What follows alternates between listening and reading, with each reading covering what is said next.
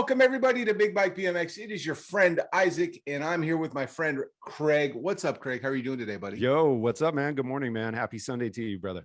I know we're doing this on Sunday, but we do have a special guest that basically like Craig and I can't meet with during the week because they are on the East Coast. And so we have an East Coast interview today, and I'm pretty psyched about this. This is one that I've been wanting to do for a long time, Craig, because when I came back to BMX and I was just kind of looking around after I found that big bike, I did what most old heads do. We jump on Instagram and we start looking at stuff, and I'm like, dude, I found two people on the East Coast that I absolutely adore and still follow to this day. Steady Eddie. Do you remember Steady Eddie? I don't know if I do, bro. I'm just being honest. All right, Steady Eddie. When I first came back, dude, that dude was he was riding all the time. He's since joined the military and he is serving our country, and so he is an amazing young man. But that dude was just like so creative. The other one was one way Rozaati, and so I've followed this young man for a long time, and we've been trying to talk about getting on the show, doing an interview for about a year and a half probably, and I'm always like, dude, let's do it. And then COVID kicked in, and then whatever reason it's hard for me because I also don't want to interview this guy during the week because I am a parent and I have kids that are 14, and I'm like, dude, trying to do anything during the week if you have school is just ridiculous. So I'm psyched that we're able to talk to him on a weekend. So Craig, welcome our guest Rozaati.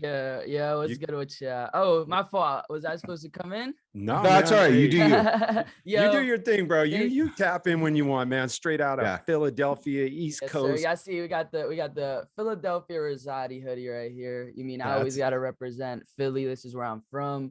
I love the people here. I love to be able to somehow influence the young kids to let them know, look, man, we might not be in the best location on planet Earth, but we can do what we can with where we are. As long as we just stay focused, determined, not let any negativity influence us, bro, we good. But my name is One Way Rozaati. For the people that are watching this, shout out to all the Big Bike BMX listeners, man. For one, before we start, I just wanted to give a shout out to you guys, Craig and Isaac, man, because I completely respect what y'all got going on, man. It's so cool to see, for one, people like y'all actually taking it serious and staying consistent and planning and investing into just this entire bike life scene. Honestly, like for real, for me to y'all, like I really appreciate it. I've been listening, like whenever I got time, I'm eating something, I see y'all on my recommended, I tap in. I ask amazing questions. So before we start, I want to give a shout out to you guys for real. Dude, we love you too, man. We do. It is all love, and there is no for me growing up, dude, I only had one rivalry, dude, and that is NorCal versus SoCal, which means basically if you draw an imaginary line right through California, right through there, boom.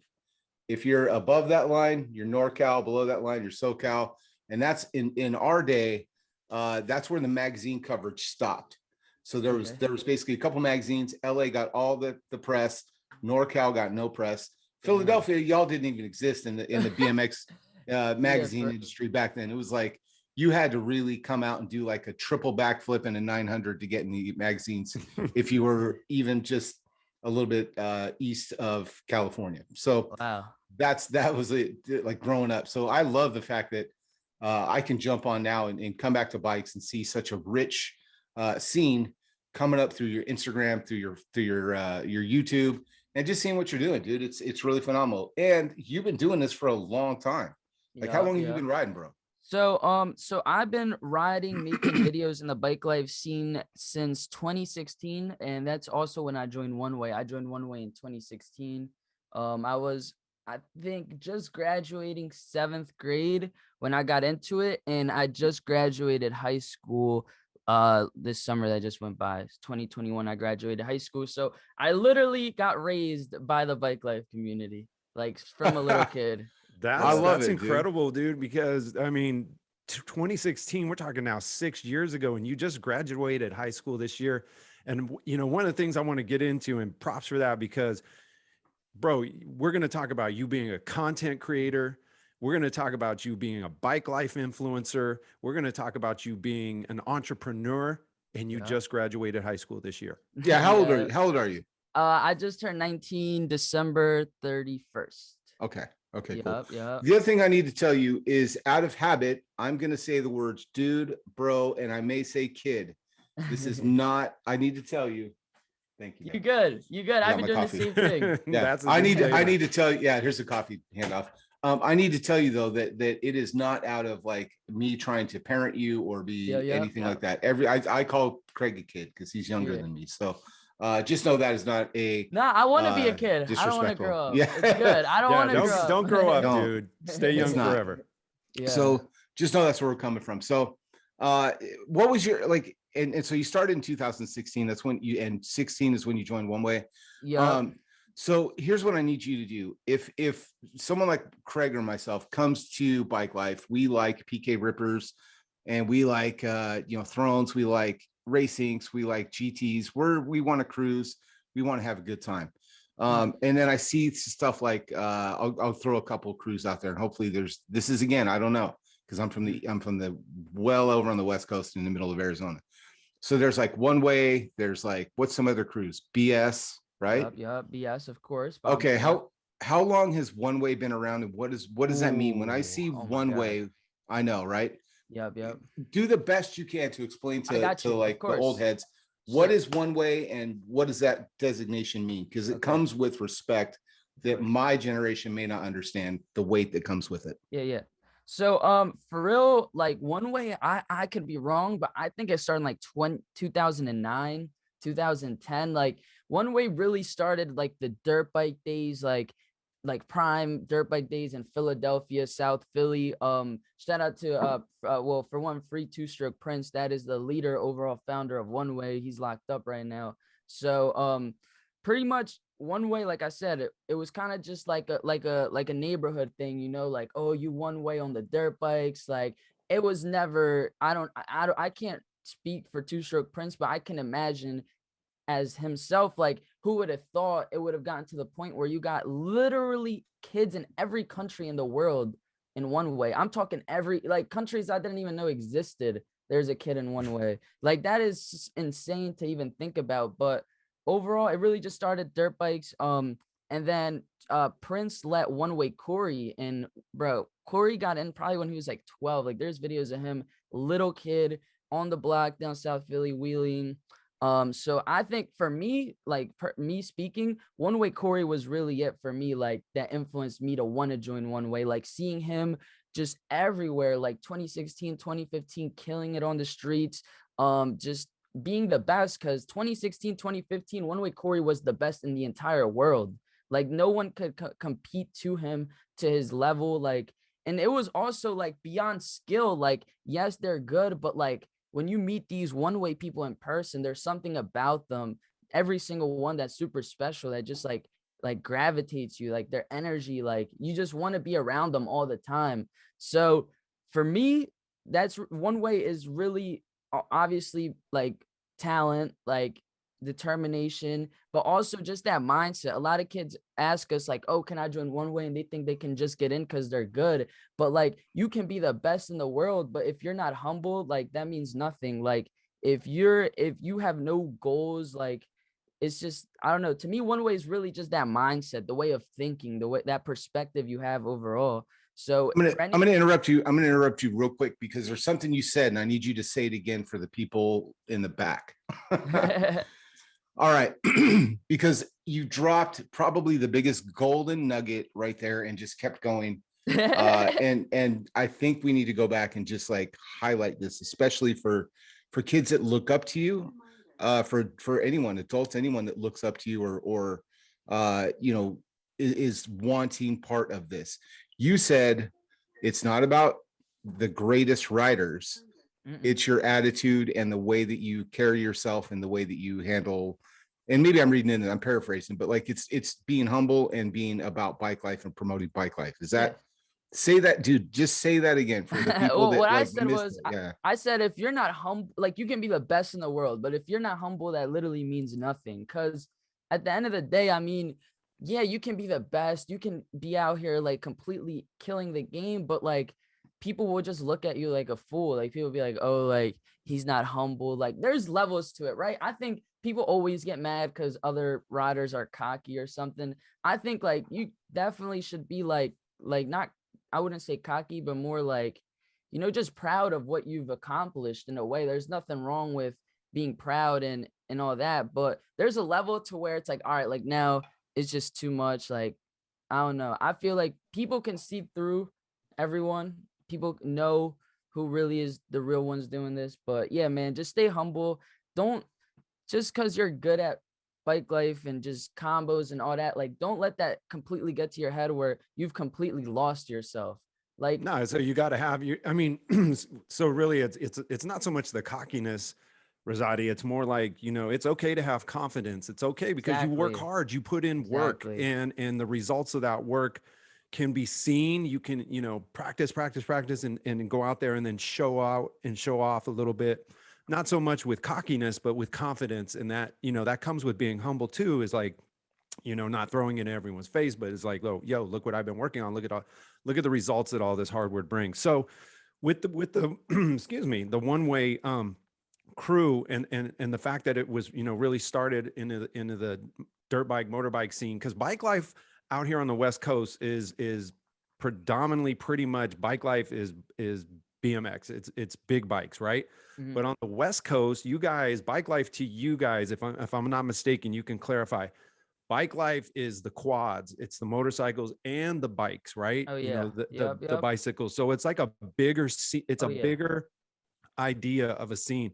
Like with one way, you mentioned like, kids wanting to be a part of one way, kids having certain like characteristics, but what is the real process? Like how does someone who's, let's say, got all those traits that you guys are like, yeah, that kid's cool.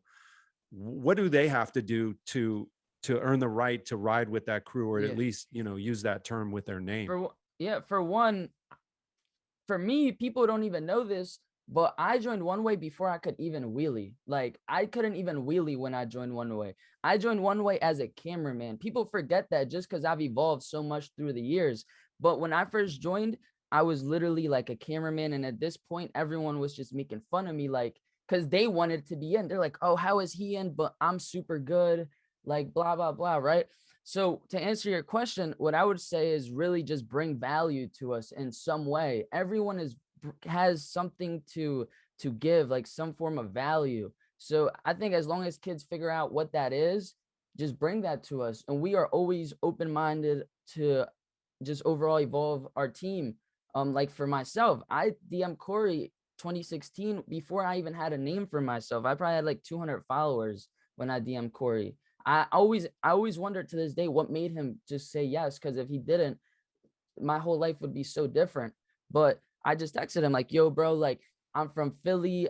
I've never been to a ride out either. I've never met Corey. Like, this is what's mind blowing. I was just like, yo, bro, here's some of my work. I'm an editor. I had just came off the video game scene. I was editing for the video game scene, Call of Duty scene and all that. So I already had some experience editing. So I was just like, yo, bro, look, I'm an editor. I'm also a graphic designer. Here's what I can do for One Way. I'd love to be around. Yeah, film ya. Corey let me in. The rest is history. So I think as long as any kid watching this just figures out how you can make yourself valuable and work as a team, don't just think of yourself, because overall, if we work together, we can accomplish so much more. But yeah, that's really it. Just make yourself valuable. Easy as that. Easy as that. Just like that. Make yourself valuable. So who like if I want to get your I mean, does it just like DM you, DM No, who? no, Yeah. no. That's the problem. These kids are just so focused on just trying to get in that they forget the bigger picture. Like my advice to anyone watching this is just like do your own thing. Like you don't gotta tag us in every post. If your post is that good, we're gonna see it regardless, right? Like if your post is that good, like so shocking, like you don't need to tag us. So I'm not saying don't tag me. I show love to everyone that tags me, but still, it's like people have developed this system where they think, oh, I gotta tag you, I gotta DM you, blah blah. Don't make it. Don't revolve around me. Like, do your own thing. Grind this out. Like, think of beyond bikes. Think beyond just this bike life community. Find out how you're gonna use this bike form to provide for your mom. Like, you know, that's how far I think of it. So to me, it's like, just do your own thing, make your own content, stand out, and we're always watching. I mean, everyone's on Instagram, like scrolling through, finding bike videos. So honestly, it's not that hard. I always see talent. You can see that a mile away. I love that, man. I love the fact that you're saying this because, you know, being, you know, at the age you're at and the things you've, you know, where you're at and the things you've done up to this point, it's like there's a ton of accomplishments. And I like the fact that you're telling, you know, not just kids, but people out there, because, you know, Isaac and I see it, you see it, you know, people contact you, they Oh yeah. DM you, like, you know, their focus is like, I got to get a sponsor. I got to get a sponsor, you know, like there's definitely like, a goal they're trying to reach, but it seems to be like, okay, I'm not getting seen, I'm not getting a sponsor, I'm not getting free shirts or whatever it is, and they seem to throttle it back. You know what I mean? They seem to just lose that like intensity or even the spark. And I'm not saying I have the nobody in mind with that, bro. I'm just saying like Hmm. literally, you know, it's like, do you find that people are like, yo, Rozaati, you know, hitting you up, and then it's like, you know, they want to be a part of your scene, they want to be a part of the one way crew, and if they can't, you know, it's like, don't give up, you know, Oh, because so that's the sad to see, biggest man. thing, you know. And the ones that do, that maybe that was the Yeah. trajectory of what they were doing with bike life. But the ones that stick with it, you know, and you made another great comment. It's just like, go out there and grind and do it because you love it, because people will see you. If you're out there enjoying what you do, if you're having fun, you'll get seen, bro. Like, it will show. Like, you will have that extra level of like just being like awesome out there, and people will pick up on that. You don't have to tell everyone all the time, Yeah. you know. Yeah. But Bike if life's not that's that big, dude. We'll see it. You know what I mean? Like, you post Yeah. right, it, we'll see it Oh yeah. 100%. It is a small echo chamber. You know, there may be thousands and thousands and thousands of people that show up to like a Santa Cruz ride out, the Philly ride out, you know what I mean? But when you really look at like the content that's getting out there, man, we all see the same stuff, Oh dude. yeah. yeah, I It's, mean, you know, because like it's a small world. it is Yeah. a small world. So like on the West Coast, the ride out scene, Rozaati, is like, that's the epicenter. That's where everybody, you know, can get together, do the ride outs. Of course, people are creating content on their own and making their own videos when they're not, you know, doing a ride out or whatever. But what's the East Coast vibe? Like, you guys have things like Yeah. weather. You guys got like real winners and stuff. Like, do you find out that, I mean, are you guys into ride outs as much, or is it more like content Bro. creators and For just one, being I want to say this, bro. Bike life in East Coast and West Coast, it's like a whole other universe. It's like a parallel universe. It is mind blowing. Like, the first time I went to the West Coast was for my LA ride out. The ride out I made in LA was the first time I ever stepped foot in LA in my entire life. And there was like 500, 600 people there. Like, that was just so mind blowing. And just me being there, I learned a lot. For one, something in the West Coast, it's like the older like riders. Like, I had never seen that before. Like, so many like older people, like 30, 40-year-olds riding and stuff. Like, and that was so new to me. Like, in Philly, you'll probably see one or two or three that you know very well, but like down there, it's really cool, like how it's just everyone is accepted. And I'm not saying they're not accepted here. It's just like, honestly, in a way, they're not accepted by society, telling them like, oh, you're 40, you're riding around with these kids in the city. Like, it seems like down the West Coast, it's a lot more like just lenient, like just accepted. Here, I can promise you, like, there's definitely adults that want to ride with us, but they're scared of the way that their wife might think of it, you know, or their family might think of, oh, you're out here riding with these kids. It's truly crazy. But yeah, that's one for sure. Adults like being out, that's super dope. Seeing families outside, like, it's so cool, man. The other thing, like you said, weather, bro. Like, here during the winter, that really determines who's really bike life and who's not. We all know during the winter, because who's really outside. You see people's Instagrams die out during the winter. Like, so weather, not yours, dude. I've seen your videos where you guys are oh outside, yeah, like in I full on can't. like winter jackets and you know, Yeah, bro. beanies or, you know, headscarves, whatever. It's just like cold, rain, whatever. You guys are just, you know, grinding out through Oh the yeah. seasons. And the other thing really is, man, yeah, in the West Coast, I understand why people don't realize it's because they live there and they've probably never really been outside. But bro, like people in the West Coast don't even realize how blessed they really are to live where they live. I mean, you live in such a beautiful state, like with the most amazing, bro. I'm not even gonna lie. First time I went to the SoCal ride, I seen all those views, bro. I started tearing up crazy. I'm like, damn, bro, like I've never seen mansions in my life like this. It was just it was like, damn, it's possible. Like it's in my face. You know what I'm saying? Like seeing those views, it's just like, bro, I love that shit. Like just seeing the inspiration from the views, the houses. So for real, like the West Coast, y'all got them views, man. Like you guys got like mansions, like just motivation. Here in Philly, there is like zero to none motivation. There is no house I can look at and be like, damn, I can get that. Or like I can't go somewhere like a view, like some nice cliff where I can just clear my mind for real. Like I could probably go to the Ben Franklin Bridge. Like that's really it. Like, so I mean, it's crazy, bro. I can go on and on and on, but yes, it is a big difference. And I would recommend anyone from the West Coast, if y'all want to find out, come to Philly or New York and you'll be amazed for real. I agree, dude. It's definitely a different world. I've traveled out there. I've been to Philly, I've been to New York, and it's definitely like the people and the environment and the vibe of just different places around the United. I'll limit it to the United States and just the pockets and the struggle. And you're definitely spot on. As someone that grew up in California and moved away 15 years ago, I moved from California to Arizona. And so, dude, just the 8-hour drive that it is from California to here, night and day, bro. It's like I look out and it's just khaki. Everything is just khaki. Looks like it's just tan, sand and sand and sand and sand.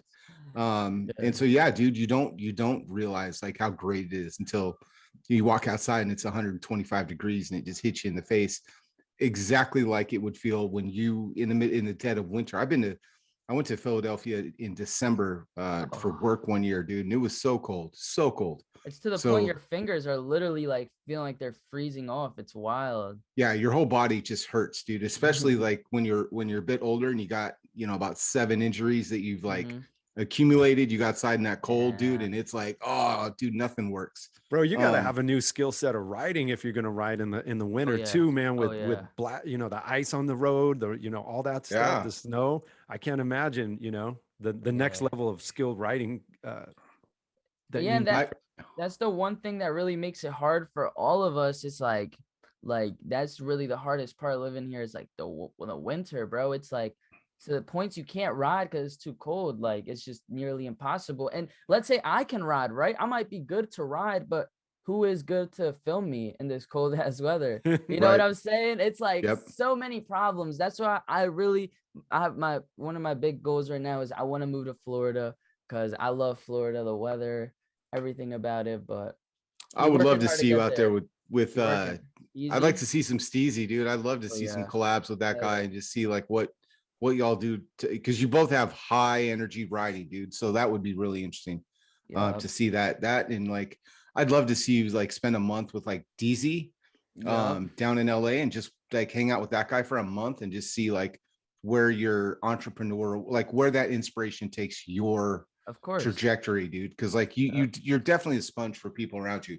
All right, so let's move on to. I want to move on to something that I saw a couple. Craig, you ready to go? Dude, I'm right here, bro. Okay. I'm fired up, bro. You guys. So Craig, the other day, how long ago was this, Rozaati? This was like a month and a half, 2 months ago. It's been a minute, right? What are we chatting about? The video I made? Yeah, the old head video. The one that I don't know. I maybe 3 weeks it was a month ago. Yeah, it was a month ago. Yeah, I'm gonna bring up your page real quick. I'm gonna show everybody what we saw. And all right, you guys. So I literally am just chilling and I see these old heads must be socked. Bike life hater. And then he goes and uses a picture of my friend Roman, who we've interviewed on our show. I didn't know that. I didn't know that. So that's my friend Roman. Roman's a skateboarder. He actually just got a bike about a year ago. So This is Roman. You had to use a picture that looked just like me because I got so many DMs asking how come you hate bike life, Isaac? And I'm like, damn, I Isaac. do not. But us old guys with beards all look alike. So this is what you got. So that is our friend Roman. And just for some backstory, Roman, the reason that I can say it's my friend Roman is he had sent me a picture, but was it Craig, about a year and a half ago at Christmas, and his wife had just bought him a new big bike, and he is a former skateboard guy that's basically almost paralleling what we're doing. Like he came back to skateboarding at 50 and was like, I'm going to skate at 50. And then his thing was like, man, ever since I was a little kid, I wanted to learn how to do wheelies. So his wife bought him a bike so he could ride bikes with his kids. And he went out to start learning wheelies. If you watch our video, he does a wheelie and ends up looping out and almost like kills himself, breaks a rib, loops out, breaks a rib, and is just like, oh, but he shows the whole thing is a way to say, hey, you know what? It's not as easy as you think it is. These guys make it look easy, and I still love bikes, and I'm going to learn how to do this wheelie. So that's Roman's story. And so, yeah, let's talk about the old heads need to be stopped. About it. Yeah, let's talk, because I might do a second episode. You should. I should, right? like a follow-up. Is it going to be like a follow-up or just a part, you know? No, not a follow-up to that situation. More like a whole new person. Because bro, like, I don't know. I got a list, but I'm trying to give him a pass for a little bit. But no, yeah. I saw your video, man. And and to be honest, to give you all the credit in the world, one, it was very respectful, man. You even said in the video, look, guys, don't go attack this dude, but I want to talk about this because what's not being said is it's a real topic and it doesn't get talked about a lot, right? You know, there's, of course, there's like, okay, boomer, or don't tell me what to do. Don't, you know, all those things, but you brought it in a creative way. Like, hey, look, I want to show you guys something. I'm going to have a reaction video with my buddy on here. And we're going to talk about what this dude's commenting about, because it's real and it's not just isolated to Roman's comments. Like this stuff happens. So take it from there. Like, tell us like how you found it and like what made you decide to do the reaction video with this. All right, cool. Well, honestly, it was just like a buildup because for one, like, man, I get really mad when people try to talk about combos, like anyone, like, and then they just like talk down on it. Like, oh, like people be like, oh, SC doesn't like combos, like blah, blah, blah. I'm like, bro, I don't care. Like, I don't care who likes what. I do it because I like it. And for one, it also like, it's just like me hearing this from people a lot, like, oh, like, let me think what else, like, but so that's the other thing, like everyone, if you notice, everyone that talks down on combos, they can't even do one. So how can you talk about something you cannot do? Like that's like me talking, oh, riding a horse is boring, but I've never rode a horse before. Like that makes no sense. So for real, it was just that, like over a couple months, me hearing like people just boom, like trying to infect me with some form of negativity. But I'm gonna break down how that video was made because it's kind of funny. But I was just sitting in my room. For the people watching this that know who Ricegum is, Ricegum was this YouTuber back in like 2017 days. He used to make these videos called "These Kids Must Be Stopped," where it was pretty much like TikTok kids dancing, doing stupid videos, and him kind of being like the parent, like, yo, like what are they doing? Like who's letting these kids post this on the internet? So I was watching that video, and then literally I'm watching his video, and then I'm also on Instagram, and then I see that video that I reacted to pop up on my I think someone sent it to me, like, yo, look at this. Bro, I didn't have a video to make for the day. I was supposed to upload. So it's like, bet, I'm gonna make this video right now. I'm gonna recreate the Kids Must Be Stopped. I'm gonna make this video. I did not look into anything like who the guy was, like any of that. I just downloaded the video on my computer, reacted to it, wrote a little script to it, called my boy, like, yo, I'm gonna call you, like, you know, wrote a little script to the video, and that was really it. And then that literally 2 days after that, I went to New York, so I didn't really get to see the backlash. I don't really even look at the backlash for real. I just kind of keep it moving. But that's how I came about for that video, was also trying to speak up for the kids too, because like in states like California and like all these states, it's like it's mostly ran by older cats. So these kids, when they see someone speak like this, they feel extremely discouraged. Like, especially, bro, like Like, to the older people watching this, please stop telling kids like combos are not going anywhere, because you are completely lost. Like, you telling them that makes them quit. Like, that's really why kids in California are quitting right now, the combo stuff, because you guys are making it seem like it has no future, and it really has the biggest future there is. Like, we are literally defining like the laws of gravity with these tricks we're doing. Like, this is talent. Like, so I don't know what else to say about that, but really that video was for that, man. Like, I just want these kids to just stop thinking like that, bro. Like, Well, if you love, you know, and a good thing is what it's doing and what Isaac and I do, like, and I'm sure you do with your content. One, it sparks creativity. It, you know, gets people thinking, but it creates conversation, dialogue, right? We've got you on the show right now, not just to talk about this, but here we are at the moment, we're talking about it. So there, and people, you know, if we're talking about it, that means other people are talking about it. And you're right. You mentioned it earlier, like the West Coast scene is definitely an inclusive, like, age group scene where you have like a lot more old heads, young folks out there, like combining and mixing in a group, you know. So you got different mindsets, you got different like optics or the way people view things. So like the old heads, I'll speak for myself, you know, because I'm 49 years old, but like we see things like a little bit more like through like caution. We see things through like, ooh, be careful, but also have a good time, where kids are just like, send it, let's go. And, you know, you brought up an interesting point, Rozaati. It's like, you know, the combo scene it's the evolvement of our bike life scene, you know. it's the roots to the bike life scene. People forget that it literally started because of kids doing combos. Like, Yeah, let me let me explain something to you too. This might blow your mind a little bit. right. And you probably already know this, dude, but this is just for people, you know, people following along. BMX, the sport of BMX racing, started in California because a bunch of dads saw that their kids were taking Schwinn Stingrays and trying to jump them like the motorcycle, you know, the gas bikes that they would see like at, you know, velodrome or doing, you know, big you know, Johnny O and people like that doing, you know, motorcycle races. So their dads, you know, were like, oh, you're gonna bend your handlebars, let's just weld a bar across the top, because they just had banana bars back in the day. Yeah. But dad would come in and like, let me weld this real quick, because they're snapping bikes left and right. So in dirt lots in Southern California, emulating motorbikes races is how the sport of BMX really kind of kicked off. So I, you know, that was my history, right? Then I grow up, I get married, I have kids. And at that point, like freestyle BMX, doing flatland tricks, which is just tricks on ground using your bike, front brake, back brake. Sometimes you don't use any brakes.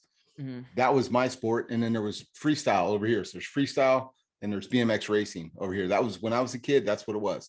And then there was street riding in between. So there was like, hey, I could just jump, do wall rides, stuff you see Hood Rich doing at skate parks, stuff like that, right? Street riding, just enjoying your environment. And so I go away and I come back and I see now we have something called bike life, right? So it's got its own hashtag, it's got its own name. But now when I look at it, I'm like, y'all are just doing what we did. Y'all watched a bunch of gas bikes doing tricks on the streets, and now you're doing it. You took your bikes and started emulating what they're doing. Yeah. And so to me, I completely understand it. So if anybody like complains about combos and footwork, like really, you can't like if I was going to come and try to debate you on some type of like, you know, that type of standing, there's no way I would win, because you're just doing exactly what we did as kids. So I see it and I recognize it. And honestly, someone like myself, I see combos. To me, when I watch you guys do footwork and do combos and stuff like that, you're just doing flatland freestyle. You're doing the same thing I did as a kid, only you're doing it on one wheel, riding in a straight line, whereas we did it in an arena, you know, on a basketball court, linking multiple tricks. We do like you would learn one trick, let's say a can, right? That's you know what a can is, knee, like foot over the top tube, you know, right? And so now you put your one knee and then you put your other leg over the top tube. That's a can. To me, you may call it something completely different, but to me, I'm like, that's the same trick I've seen before. So I understand what you're doing. And I think it's great. I think to me, this is the progression of what I was doing as a kid. Now y'all are still doing tricks on one wheel. And if you don't touch down and your wheel stays up, you pulled your trick.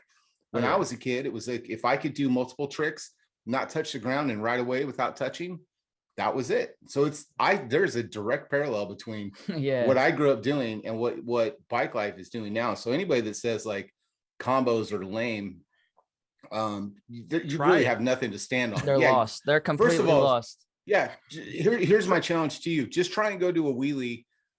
Just go try and do a manual wheelie on the pegs. Just try and do that for, a block and then come back and tell me how knee knockers and footwork and all that stuff sucks. And then come back and tell me, just record yourself doing anything on the seat, stand on the seat, ride a wheelie. Yo, no, I got a challenge for them. You don't even got a wheelie. Try to jump the crisscross with two with both your wheels on the ground. Like, just don't even wheelie. Just try to jump the crisscross. Yeah, don't do that. You'll die.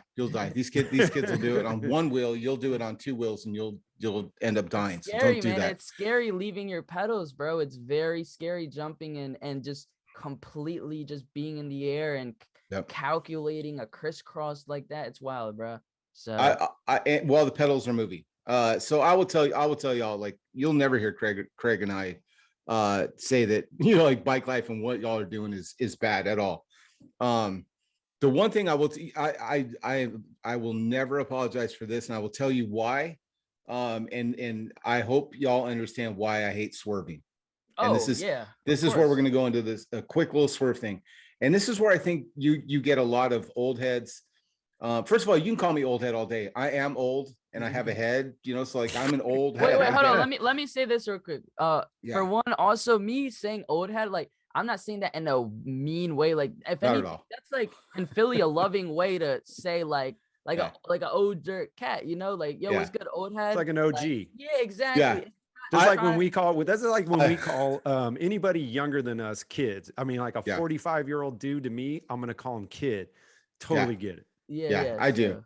And just understand too, I got nothing but love for you, and Craig has nothing but love for you. So and I hope if you're listening to this, you're one of our fans that are just now getting introduced to Rozaati. I hope you're as impressed with him as we are, because that's what really this is at. So yeah, you can call me old head all day. That never will bother me. Me too. And I will tell you this. Here's the thing.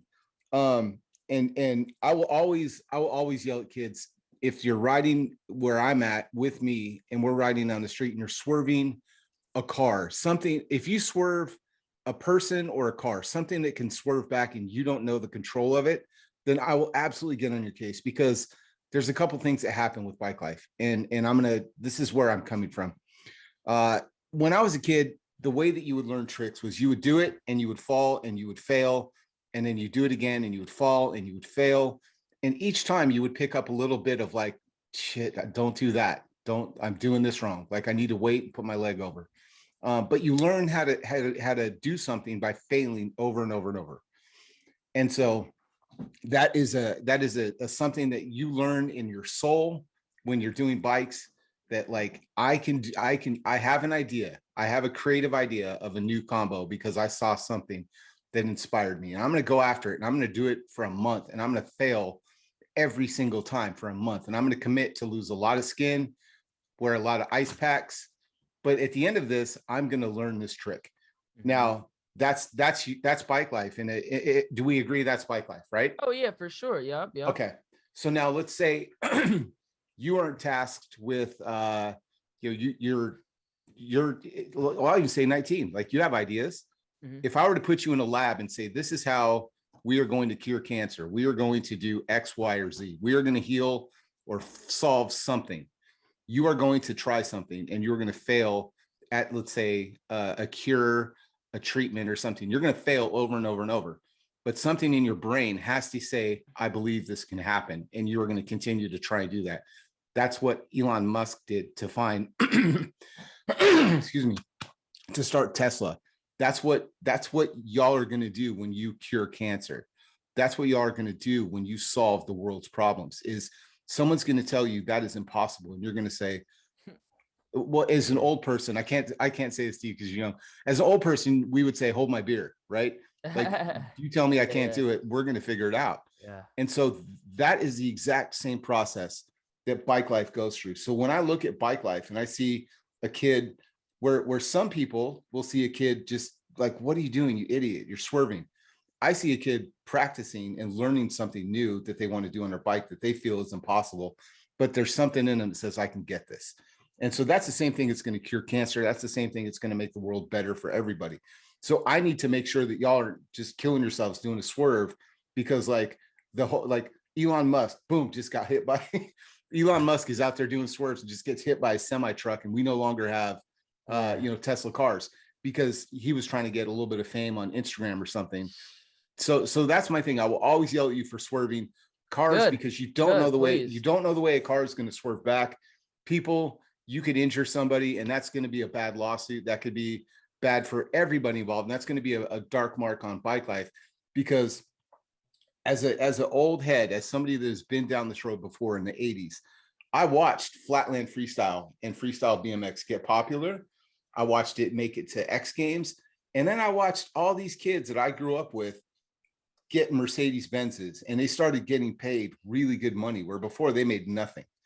And so when I look at bike life and I see y'all like just killing it out there, because I've been down this road and I've seen it before, I've watched where this could go, and I see the little bookmarks that happen where it's like, oh, so-and-so made a commercial, right? So I've seen DZ on a commercial before doing stuff for bike life, right? When I was a kid, there was like a Mountain Dew commercial that every one of the pros were in.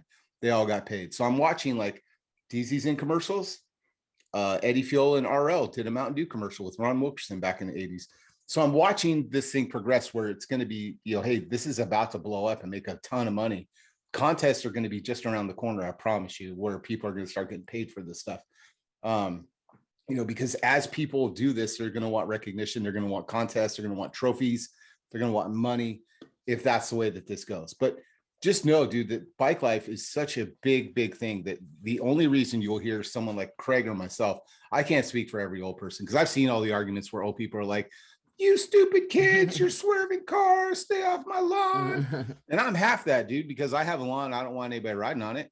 But I also understand I was a kid that would walk up and ride my bike on your lawn and grab your hose and drink from it. So I get it, dude. Everybody that gets on y'all's case has been young, and we've done everything that you've done. And so it's such an ironic thing, even for us, because we're still like a bunch of old people are dealing with the fact like we're the old get off my lawn guys. And we're like, I used to be so dope. I used to be so cool, but now I'm the don't swerve cars and stay off my lawn. You know what I mean? We're like, what the fuck happened to us, I think the thing is like, Rizzotti, like I personally, for me, like I super respect the skill level. And like you said, just try going across over from your pegs, just rolling. Like I can't emphasize enough how much I respect the skill level it takes to do anything where, okay, wheels are down is hard enough. Put the wheel up and do all that stuff, right?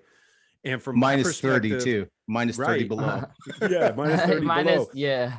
And the thing is, like Isaac was saying, just to sum that up too, it's like for me personally, like the swerving skills are so like phenomenal. Like it's just another level of riding that I can't help but just love what you guys are doing. The ones who really have that skill, the ones who really make the sport a progressive sport, that add to the combos, that can swerve hard and just go crazy with it.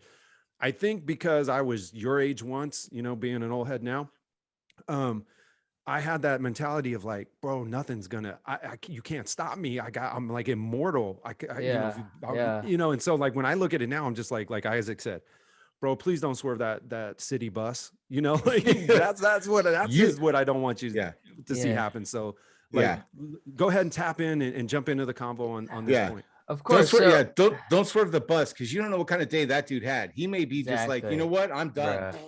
And like whatever. I couldn't agree with you more on that, like on the whole swerving thing.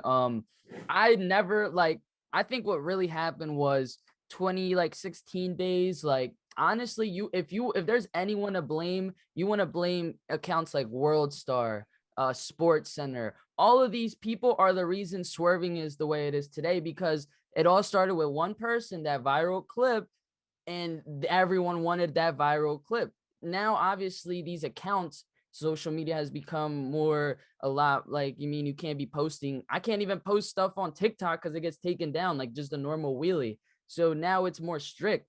But back then, bro, like at that point, it was like whatever is the craziest thing, post it, give me it, clout, boom, everyone's happy. But yeah, bro, honestly, it's not worth it, like, at all, just for 10,000 views, like, to put your life in danger. There is people out here eating food in front of a camera, making millions, and they don't got to put their life in danger. So just look at that. Like, there's so many alternatives. And also, let's say it's not about clout, right?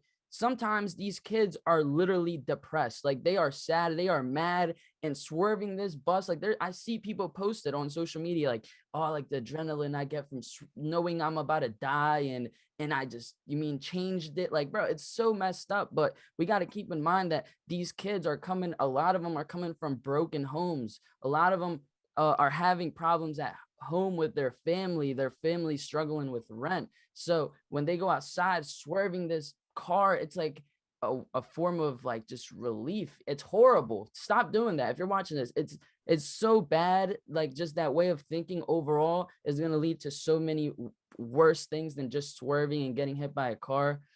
Two, also remember, if you're already going with all these problems at home and you are swerving a car, if the car hits you, now what? Now you can't buy another bike. You know what I'm saying? So it's, and now if the cops come, and I got to pay for the person's car. Yeah, they're going to come after you. They're going to come after you for your house. And it just builds on, it just builds on all the hardship. If you already have hardship at home and your mom gets a call, like you were hit by a car. Imagine that. Oh my just God. Imagine the hardships that are going to now be stacked on top of that. So please just keep other people in mind. Like, at the end of the day, you can say whatever you want. Oh, people don't love me, blah, blah, blah, whatever you want to say. But at the end of the day, there's at least that one person, either it's the friends you ride with around you, that would completely be devastated if you die. And you can say you're not going to die, but if a bus going 40 miles per hour smacks you head on, you are dead instantly. And there is either you're dead or you will never be able to walk again. There's definitely gonna be something wrong with you. So yeah, man, don't swerve 2022. I don't even encourage, like, I don't post people swerving on my page. Like, now I've got, like, when I was younger, for sure, bro, like, no, the thing is, I didn't have someone when I was younger. Like, I grew up with like a single mom. I barely even showed my mom really what I did. So I didn't have a dad, like, don't be posting that, like, blah, blah, blah. So if you go back on my page, you'll see tons of people swerving. Like, I was just like, like, that is just what was going on. And over the years, I've realized the level of influence my channel has on other kids. And that's definitely something I don't want them to be doing at all. So my thing is this, dude. I want you to have that skill. I want you to learn how to swerve. I want you to have that bike control. And I want you to have that feeling that, hey, I can turn on a dime. But what I want you to do is do it like, put something in the ground, swerve a cone, prove it that way. Walk up, throw a dime on the ground and say, I'm going to swerve and hit this dime. You know what I mean? That will impress me. People really, if you really like swerving, I would recommend you to look into people in Brazil. Right now, Brazil, swerving is such a trendy thing, but they don't do it in the way kids here would. It's more about like, all right, let's say this is the wheelie, right? So it's like they pick up their bike completely sideways. So it's like their bike is like sideways going into a swerve, and then boom, they lift it back up. It's completely crazy. So there in Brazil, I think, like how it is here, like combos is like really the popular thing in Brazil. It's like how far you can lean to the side and then pick it up. You see Plaga doing it a lot. It's hard. It's so hard, bro, because you gotta like yank your bike up. So if you like swerving, get into that, because then you'll really like that. Don't get into putting people's lives in danger. Yeah, absolutely. What do you think about contests? Do you think that's a good thing, or do you think that's something that would be scary? Or what you mean, contest? You said? Yeah. If someone started doing bike life contests where it's like, hey, we're going to do a contest in Philly, we're going to do a contest in NorCal. What do you mean by contest? Like combo contest, or like... Let's say, like, when I was a kid, I would pay, I don't know, I think what did it cost to join the AFA? It was like $20, and you got a free $20, you got a free t-shirt. Then you could go to, and you could compete in AFA contests across the United States. So they would have like 6 or 7 contests in different geographic locations. You would go compete against kids that are local there. And if you're traveling, you'd obviously, you're competing with other people that are traveling in. Yep. So you have the best of the best showing up, and like, we're going to go to Philly, and we're going to have, it would cost, let's say a $25 entry fee, and you can enter at novice, intermediate, expert, pro, and then we would have judges. We had judges, and so you would basically just have people watch the intermediates, the novice, the expert, the pros, and then give them a point system, and then bang, you get a trophy for that day. Plus, you get points that carry over to, if you compete again, more points the next contest, and at the end of the season, you have a champion who has the most points that has been raised up. And then folks that can't necessarily travel, you got a trophy for showing up, and I may not win the series, but I won that day. So there would be, for novice, intermediate, expert, you get trophies. If you're a pro, you could take away some cash money. Man. But you could have, like back in our day, we had like a flatland contest, which would be your combo work. Then they had ramps. That would be stuff like Jacob Santos doing his transfers and his jumps and his handrails. We could have a street course, a wheelie course. You could do whatever you want. Yeah. But that's something that would then the media would get involved. That would That honestly, that's another goal of mine. You know how Travis Scott has like Astro World, man. When I one of my goals is one day I want to have like a bike life world, like where like it's like just like bikes, like old bikes, like just like a whole environment full of bike life and tournaments, bro. That's really what's gonna take combos to the next level. Like that is a must. Like we need that. We need there to be like, all right, like kind of like how everyone knows everyone's ride out is in New York, like September, New York City every year. Bro, we need that. I think it has to be, personally, if there was ever a combo type of thing like that, it has to be in the East Coast. Like it just has to be. There's way more people doing that here. Like it would just make sense. Obviously there have to be the right people around, because any company can just come about and try to do this, but do y'all really know what y'all do? Do you guys have the right intentions? Like are you gonna have all of us involved, or are you gonna try to be petty and not put us involved because blah blah whatever, right? So it all really boils down to it being made right, being in the right city, and overall just for me, if I was to make something like that, I know for a fact like it's official, because now I'm gonna get all people, not only from the US but worldwide, come. Like I want people from Colombia coming out to this, like it can't be. People also forget like this isn't no longer only US thing. Like there is people dying from Brazil, France, Australia, all these countries. They're dying to come to America and experience it. And this combo tournament would be the perfect thing. And that's a goal of mine this year. Hopefully this year we can make something like that happen, whether it's official or just behind a strip somewhere, like not official. But with this Faze thing I'm doing too, like that's really what I want them to help me do, is help make this possible. Either I would love, for one, I think it also needs to be like a live audience. Like that is such a must, like a live audience. Everyone's mom, grandparents can come and see, sit down and look down, and then there's a big TV right there, like just exactly what it is, dude. Yeah. So speaking of that, like what you just touched on it, bro. What I mean, first of all, props to you, because you're, even with your content, you're a global thinker, and we do have to think outside of the box when it comes to like not just thinking, oh, it's a Philly, New York thing, or it's a West Coast, NorCal, SoCal. Like your content is about showcasing riders in France, showcasing riders in Brazil. Like you're really thinking on a global level. Like you mentioned Faze, and then we went past it. Tell us a little bit more about that and what you got behind it. All right. So right now, I don't know if I might become as arrogant to other people by saying this, but I'm not gonna lie. I feel like what I've done here with this Faze thing is probably the biggest thing that's happened in bike life. Like honestly, and I'm gonna break down why.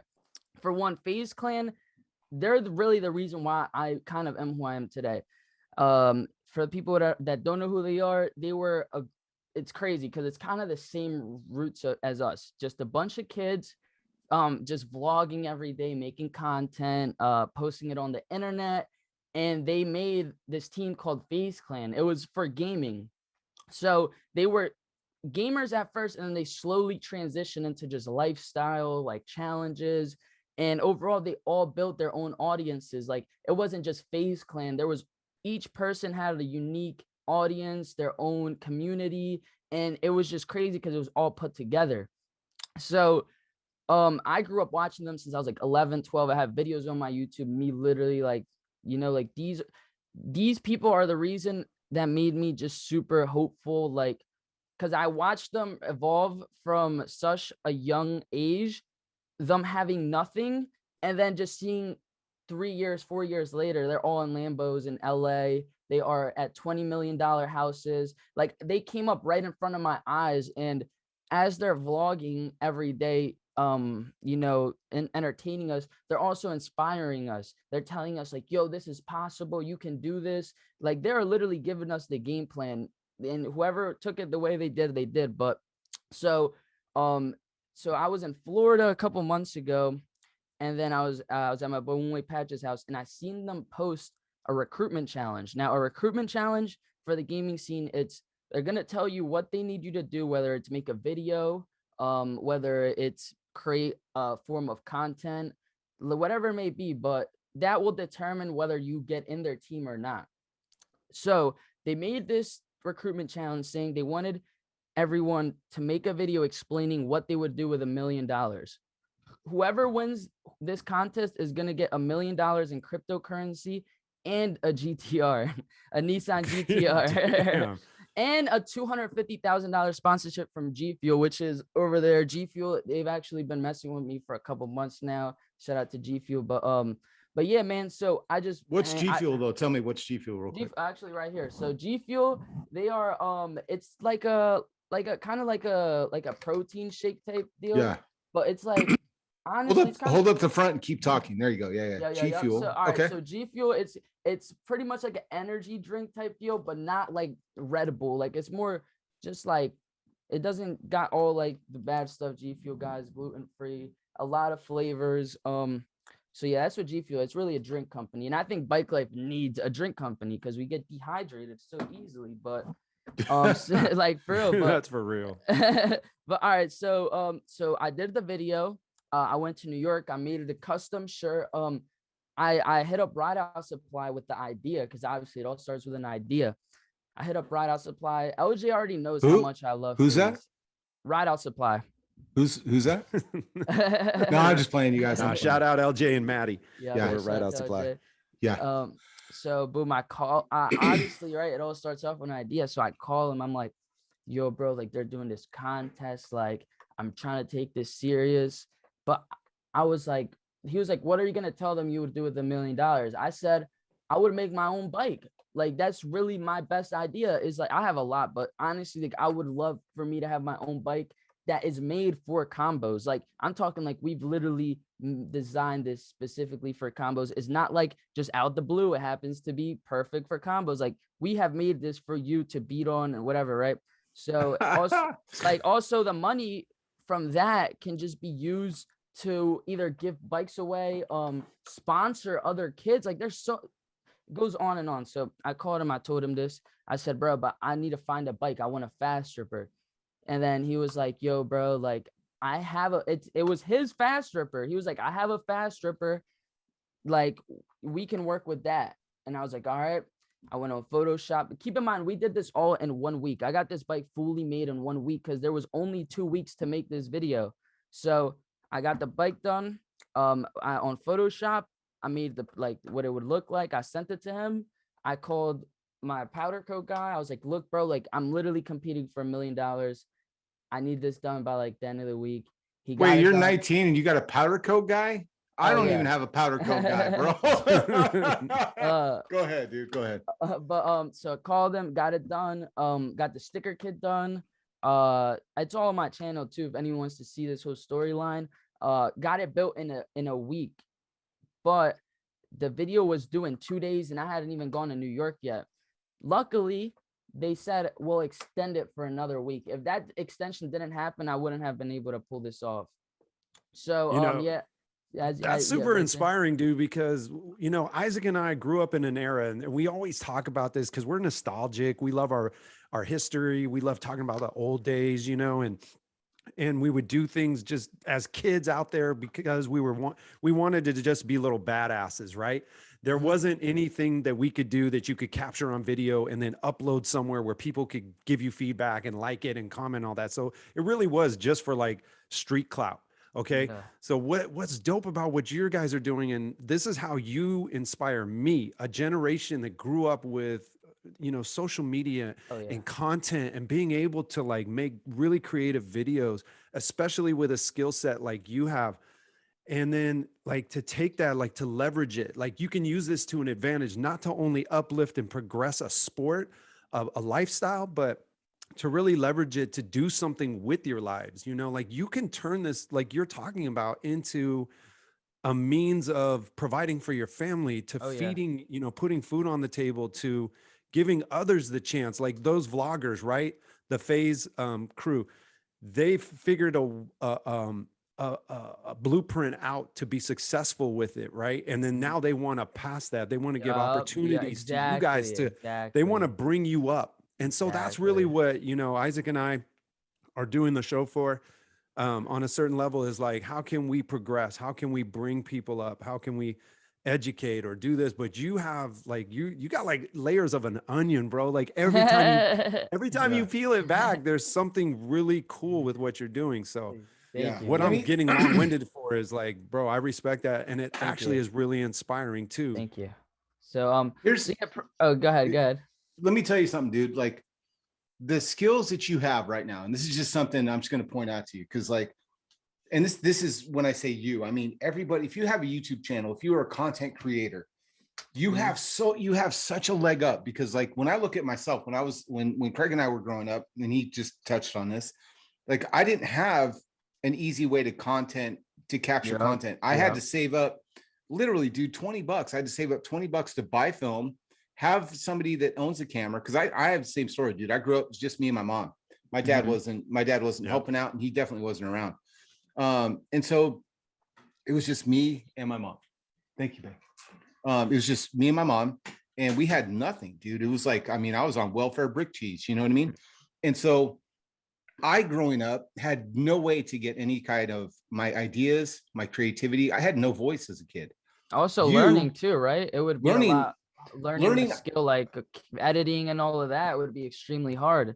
dude, think about it, we didn't have the internet. So anything I Yeah. learned is what someone else deemed was important enough for me as a kid to know. Yup. So like, dude, you being at such a young age, having this creative thing, the what I'm getting at is, as a grown up, my job, dude, at a tech company is to do graphic design and writing, right? Mhm. The same thing you do every day on YouTube.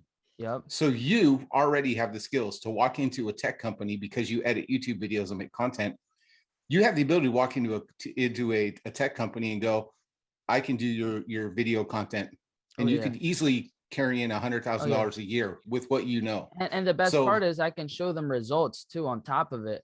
It's like I can show them that like I know what I'm doing.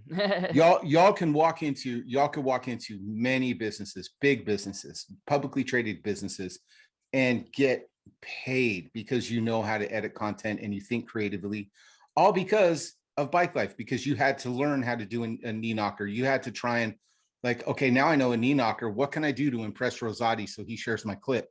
Mhm. I'm gonna let go with one hand and use my foot to hold the grip. Okay, you know, that kind of Yeah. stuff is what's going to get you paid also in the future. Now, Yeah. this is me just parenting, parenting y'all as an adult looking at you. And really, when I say I'm parenting, I'm telling you, I wish someone would have told me this as a kid.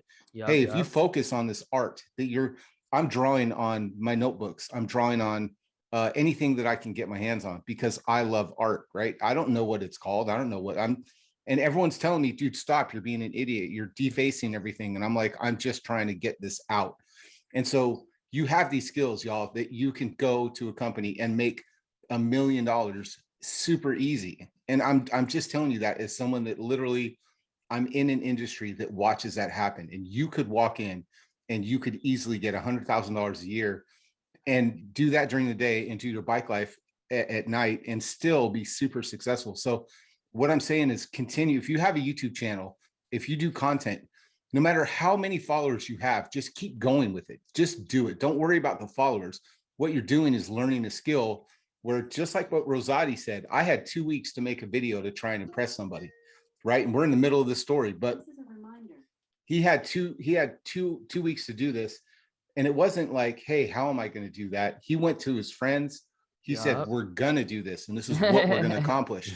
So it's a difference in the mindset, right? It's there's some people that see an opportunity and go, that would be cool. Yeah. And there's some people that see an opportunity and go, this is my shot, right? Yeah. So continue, dude. Continue with your I story. want to know if you won the $1 million. All right, look, are we gonna get to that? So, all right, that's crazy you said that, Isaac, because that's exactly how I thought. I was like, I'm not gonna be able to sleep right at night knowing I didn't try my best. Like just knowing that I didn't try and I could have and I would have, and what would have happened if I did try. Like, I didn't want any of that even being a possibility. I was like, I'm gonna go in with this. I already know people are gonna be like, oh, you really think Faze Clan's gonna notice you, blah blah blah, like, because we're riding bikes. So it's so, for people outside, it's like, how are you gonna bridge that gap, gaming lifestyle with bike life?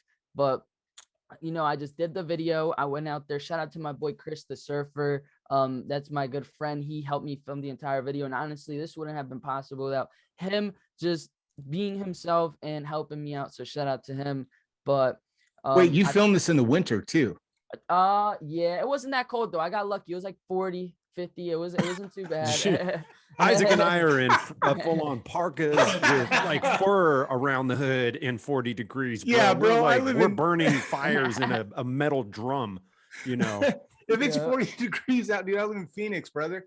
If it's 40 degrees, we're doing like, I'm using my phone flashlight to send like Morse code to my neighbor. Yeah, that's funny. Props to you, dude. Props to you. Thank you. So we went out there, we did our thing.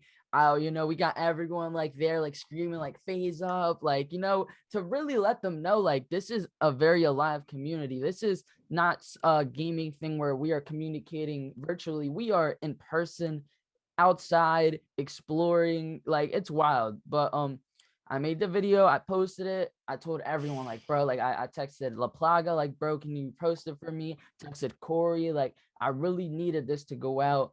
And then I posted it. It got like 25,000 views on Instagram, but none of them even saw it. None of them seen my pictures. I had posted like the first 2 pictures, and I ain't gonna lie, like, I start feeling like, damn, like, a little doubt. But then I just kept posting more and more and more. And then, bro, like, out of nowhere, I was just in my house. Well, for one, also, let me say this. So for people watching this, they're also doing for this, the video I made was, why do you want to join Faze Clan, and what would you do with $1 million signing bonus? That was the question. You can look it up on my YouTube. I made the response to it. I said, I want to make a bike, help the community, et cetera, et cetera. So they're doing a top 100. So they're picking 100 people out of every thousands. I think there's like 15,000 submissions, and it's worldwide too. It's not just US, worldwide. They picked 100 people out. I was coming back from a Hoodrich ride out, and out of nowhere, I seen one of their Faze members comment saying, like, oh, when I'm in Philly, I gotta hit you up, blah blah blah. Like, we no way, dude. I swear to God, bro. Okay. Next thing I know, I'm freaking out. I'm like, oh my God, blah blah blah. I come back home, I'm just chilling, come out the shower. I look at my phone. The literal founder of Faze followed me. Like, the person that founded the entire thing followed me and then commented on my Instagram, liked all my pictures. I'm like, oh my God. I was like, yeah, I'm definitely making top 100 now. I was like, I'm making that top 100. There's no doubt. I'm really going to do this.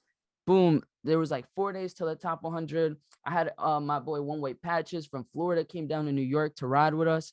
I had a couple of my friends here. It's on my YouTube too. I can see it. And we were watching the live stream. They were showing on live who was on the top 100. They were counting it down. We were at like 70, bro. And I'm like, oh my God, there's 20 people left. I'm not on this list. And what like 70, I think it was number 78 comes on. I see my name. I was like, oh my God. Go. I'm like, oh my God. I start freaking out.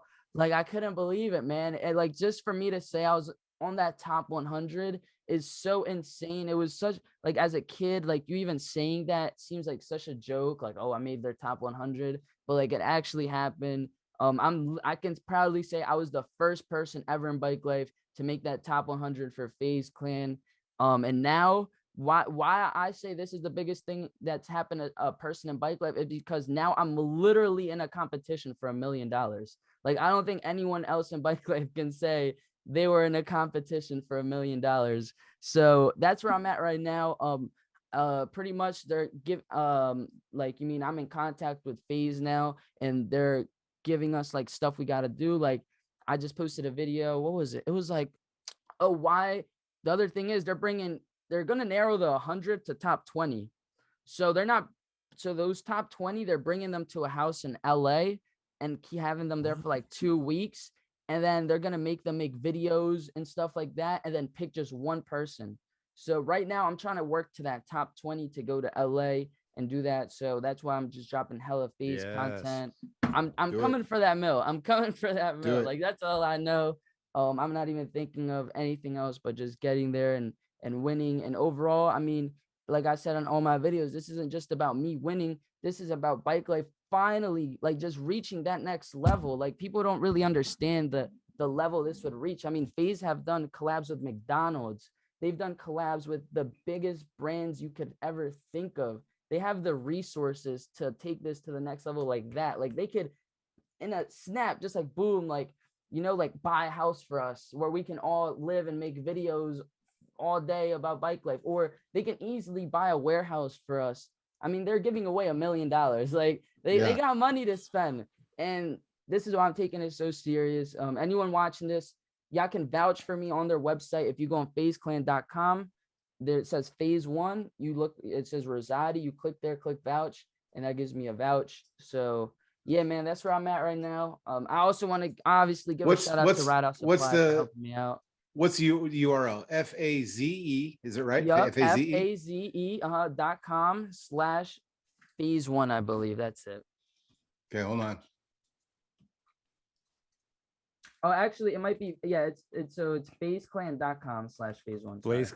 FazeClan.com, Isaac. Okay. Yeah. Hold on. I'm going to bring it up because I'm going to try and get this out, dude, so that people, if we can get this out today, dude, then people can vote for you. I have FAZEclan.com/FAZEONE. One? No, just the number just the one. Got it. Okay.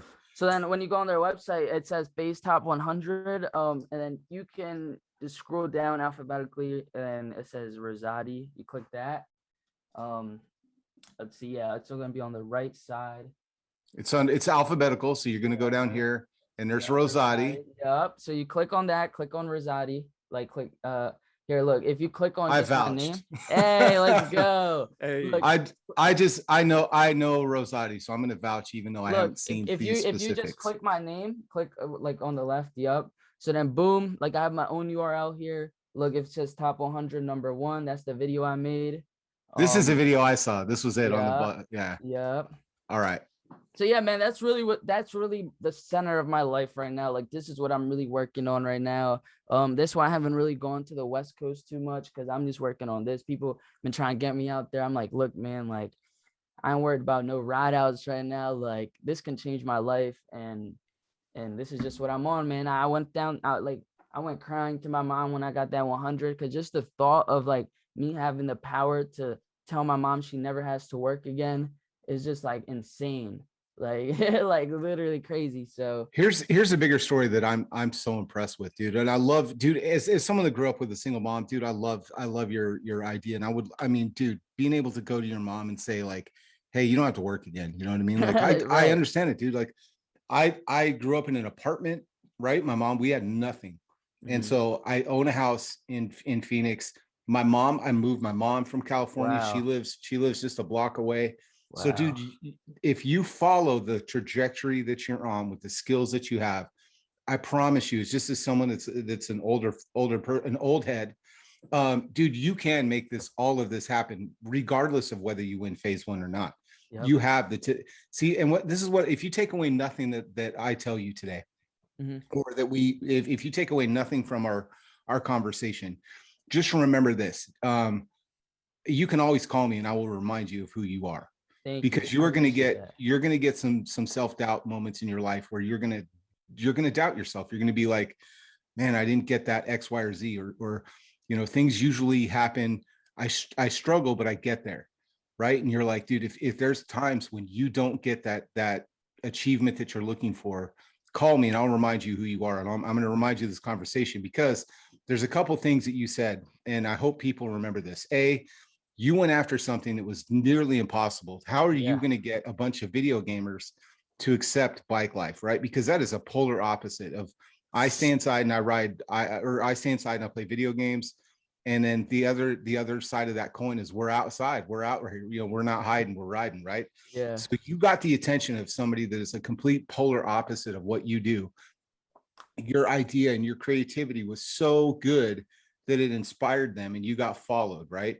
So regardless of whether you win $1 million, you've already won because you set a goal. You did something in 2 weeks that shouldn't have been able to happen.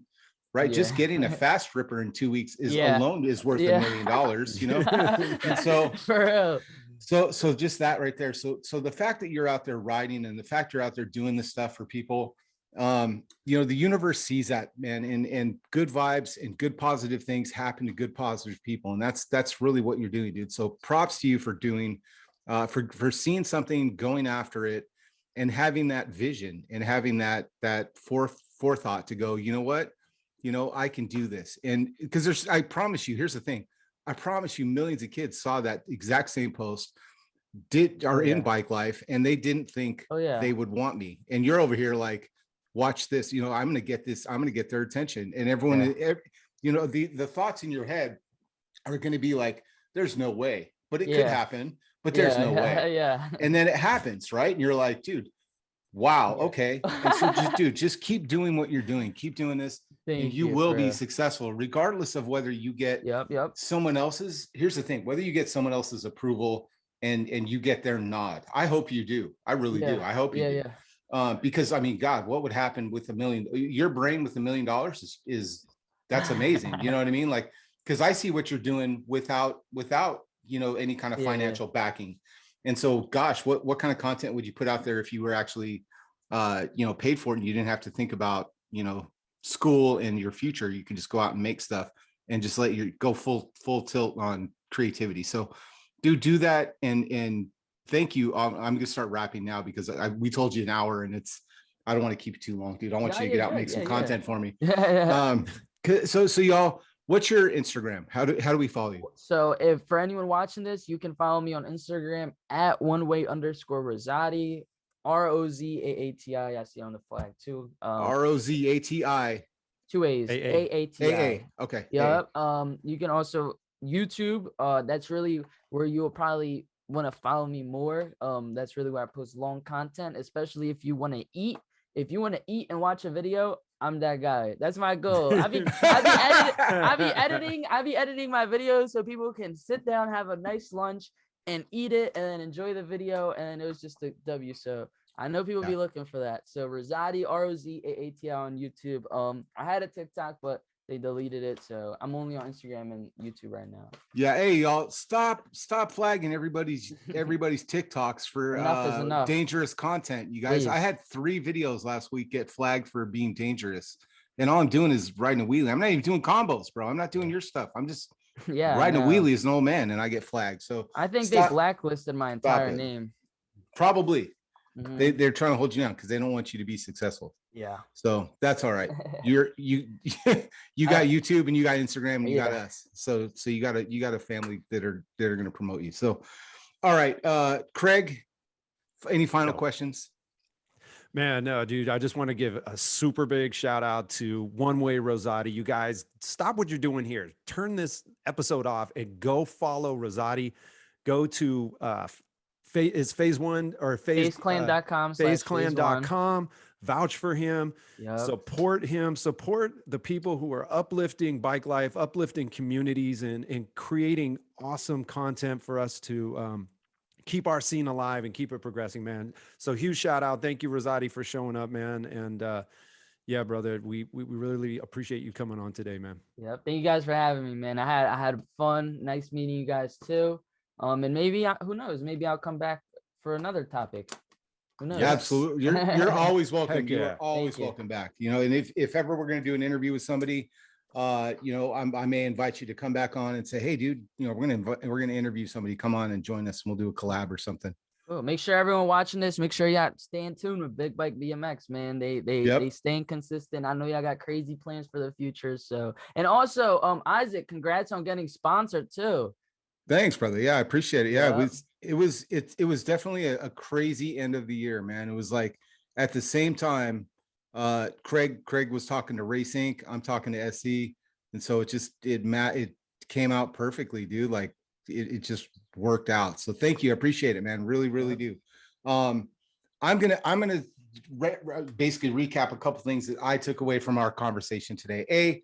Rozaati, dude, you are brilliant and you are very creative, and I cannot wait to see what you do in the future. You're so young with such good ideas, and you don't let what a lot of people, especially myself at your age, hold you back. And I admire that as an old head, and just as a person, I admire what you're doing and your creativity and your drive. Continue to do that, dude. I cannot stress that enough. You and people that think the way that you're thinking that's what's going to save us in the future. You're going to fix all the stuff that us old heads thought was a good idea, and you can fix that stuff. So you're going to do amazing things. You are going to be able to support your mom. You are going to take care of your mom, regardless of how many contests you win or not, because of the type of character that you have as a person. So continue to do what you're doing. Continue to be creative. Don't let anything hold you back. Don't worry about what other people could think. That's the biggest thing. If I could talk to myself when I was 14, 15, 16, it's don't worry about what other people think. They don't pay your bills. Yeah. Nobody else does anything for you except for you.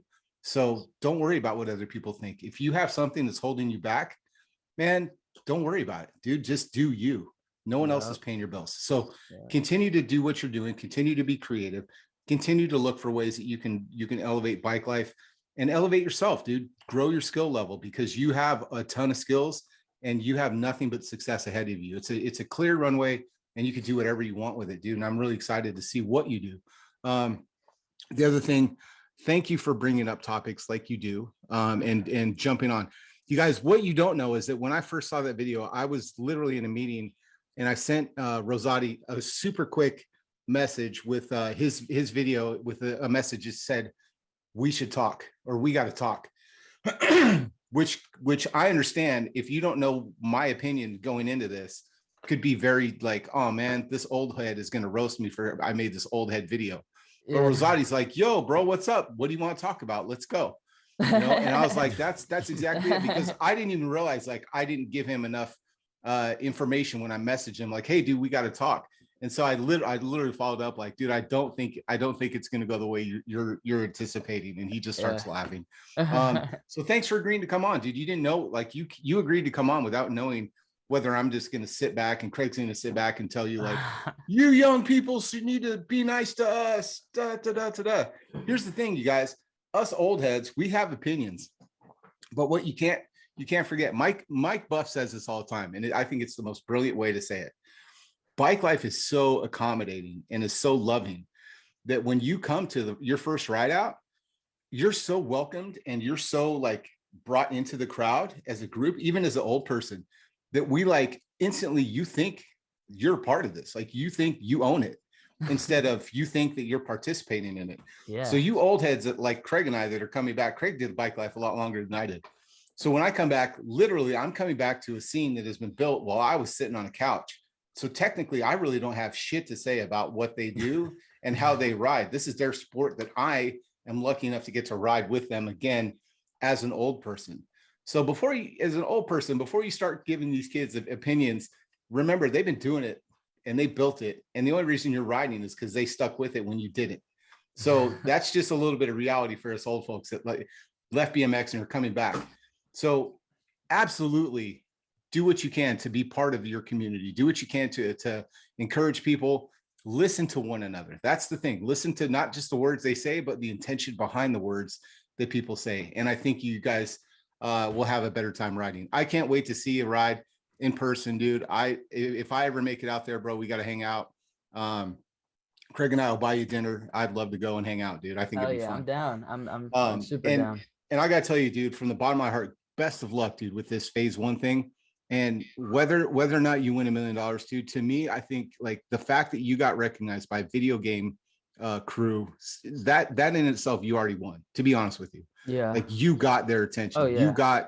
You got bike life on their radar, and that's huge, bro. So have fun with it, man. Just continue to do what you're doing. Be as creative as you possibly can, and keep pushing the limits, dude. You're going to push limits. You're going to crash. You're going to burn, and you're going to get up, and you're going to do it again. Just learn from your mistakes, learn from the metrics, and dude, just continue to make dope content, bro. You are in the best position you possibly can, man. Success is going to follow you wherever you go if you continue to do what you're doing. Thank you, man. For real. Thank you so much. Yep. Have fun, you guys.